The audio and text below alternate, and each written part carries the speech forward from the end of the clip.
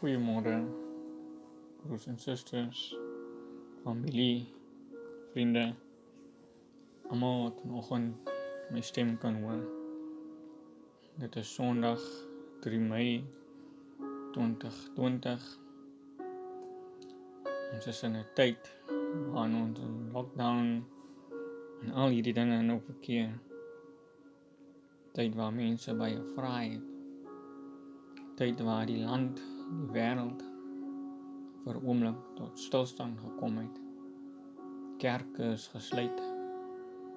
Ons is in 'n hoekie gedruk waar ons net as familie kan saam wees. En daarom het ek vanoggend, my naam is die Carolus, 'n jong man van Robertson, lidmaat van PGK Robertson, vanoggend besluit om met ons jongmense die woord van God te kom deel. Ek is 'n student aan die Universiteit van die Boodskap en ek het vanoggend die Here op my hart gelê om met jongmense 'n kort boodskap en woord te kom deel. En ek wil hierdie boodskap vanoggend kom titel met Jona se mislukte vlug. Jona se mislukte vlug. Dit is 'n boodskap waarvoor ek baie lief is en in alle tye met jong mense deel. En daarom wil ek dit vanoggend met elkeen wat my stem sal hoor, met julle dit wil deel. En vir die Here in hierdie tyd wat ons in lockdown is, het met my gepraat. En daarom wil ek die boodskap wat in my hart gelê het met julle vanoggend kom deel. Kom ons sluit ons oë en ons bid saam. As Jesus my pad deur die wêreld verlig, maar Satan my dreig te verniel, en antwoord ek vry, hy is Heer van my siel. Here, U is Heer wat hemel en aarde en alles daarin gemaak het. U is trou en U laat vaar die werk van U hande. Gemeente, familie, luisteraar, genade, barmhartigheid en vrede word aan julle geskenk deur God die Vader, die Seun en die Heilige Gees. Amen. Soos ek al reeds genoem het, gaan ek ons boodskap hier vanoggend titel met Jona se mislukte vlug. Ek gaan vir u in 2 tekverse uitlees. Hoofstuk waarin baie mense nie bekend is nie, maar ek wil u vanoggend bekend maak aan hierdie teks. Dit is 'n reënerige oggend vanoggend hier in Robertson en dit is so 'n lekker tyd om met mekaar die woord van God te kan deel. Ek gaan vir u eers lees uit Jona 1 vers 1 tot 5 en dan Jona 2 vanaf vers 1 tot 2. Titel in Jona 1 vers 1 tot 5 lees soos volg: U is die Here, U doen wat U wil. Die woord van die Here het tot Jona seun van Amittai gekom. Maak klaar, ga na die groot stad Ninive toe en spreek aan hom, want ek weet hoe sleg hy is. Maar Jona het klaar gemaak om na Tarsus te vlug, weg van die Here af. Jona is af Joppe toe en daar het hy 'n skip gekry wat op vertrek was Tarsus toe. Hy het vir die reis betaal en aan boord gegaan om saam met die bemanning Tarsus toe te gaan, weg van die Here af. Maar die Here het 'n kwaai storm oor die see laat kom. Daar was 'n baie sterk wind op die see en die skip wou uitmekaar breek. Die matrose het bang geword en elkeen het tot sy God om hulp geroep. Hulle het die vrag van die skip in die see gegooi om die skip ligter te maak. Maar Jona was onder in die skip, waarheen hy afgegaan het om te gaan slaap. Hy het vas geslaap tot sover. Dan gaan ek vir u lees uit Jona 2, net 2 versies, vers 1 en 2. Dit lees soos volg. Die opskrif: hulp kom net van die Here af. Toe bid Jona daar binne in die vis tot die Here sy God. Jona het gesê, in die nood het ek tot die Here geroep en hy het my gebed verhoor. Diep in die doderyk het ek hulp gevra en u Here het my gehoor. Dit is die woord van die Here. Geliefdes, as ons aan Jona dink ons aan iemand wat ongehoorsaam was aan God se opdrag. Iemand wat doelbewus geweier het om God se wil te doen. Jy sien, Jona se ongehoorsaamheid het God se planne vertraag. Dit het ook ander onskuldige mense se lewens in gevaar gestel. Maar nie net die ander se lewens nie, ook sy eie lewe was in gevaar. As ons vanoggend kyk na hierdie lewe van Jona, dan kan u miskien vanoggend uself met Jona se lewe identifiseer. Maar kom ons speel ons vir 'n oomblik in Jona se lewe. En die eerste aspek waarna ons kan kyk is sy duidelike opdrag. In vers 1 en 2 gee God aan Jona 'n duidelike opdrag.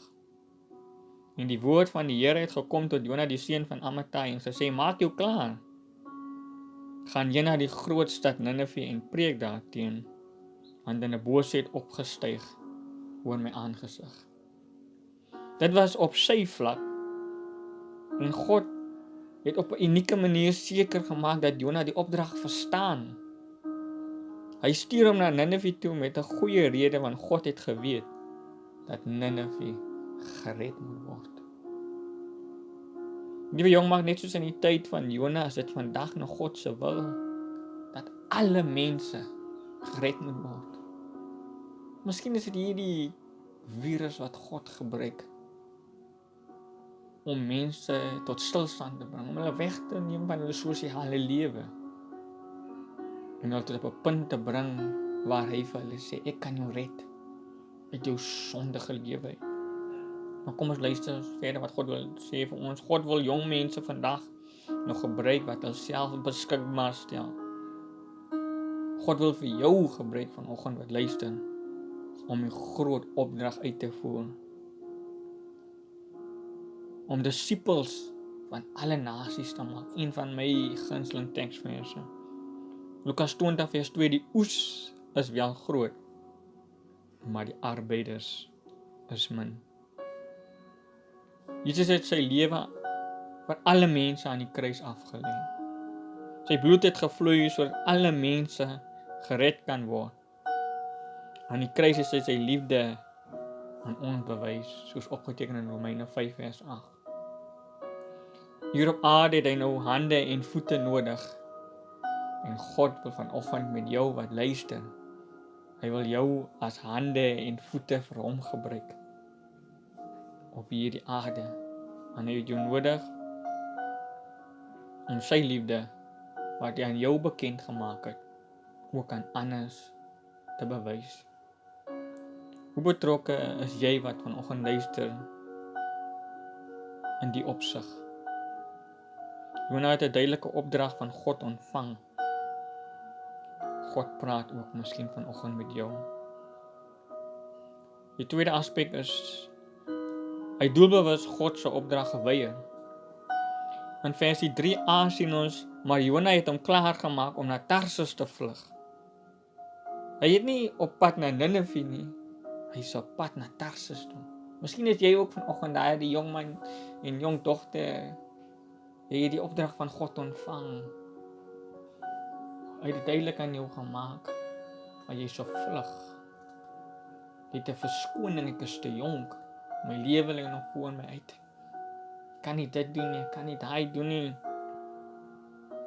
En nadat Jona so duidelik van God gehoor het wat hy moes doen, het hy eenvoudig net nie kans daarvoor gesien nie. Hy maak hom gereed nie om die opdrag uit te voer nie, maar om na Tarsus te vlug.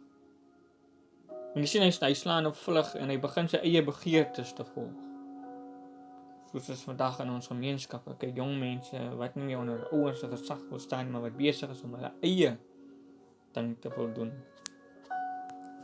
Hy volg die teenoorgestelde rigting, dit wat hy graag wil doen. Hy doen die teenoorgestelde van wat God van hom verlang.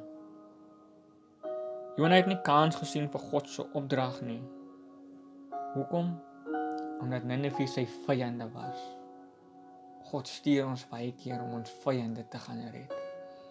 Die mense wat nie van ons hou nie. Die mense wat sleg praat van ons. God wil reeds ons gebruik om met hulle te gaan deel. In hoofstuk 4 vers 2 lees ons dat hy wou hê God moes hulle straf. Hy wou nie dat God aan hulle barmhartigheid moet bewys nie. Hy is selfsugtig. Liewe jongman, ons leef in 'n stikkende wêreld. 'n Wêreld met soveel vervalle en morele waardes. Elke dag lees ons van moord, krachtings, geweld, korrupsie, kindermishandeling, aborsies, geestelik verval, selfmoord. Vanoggend dink aan selfmoord en dink ek aan 'n geval van jong dogters wat hulle lewe opgee as gevolg van 'n boyfriend of 'n kerel wat hulle gelos het.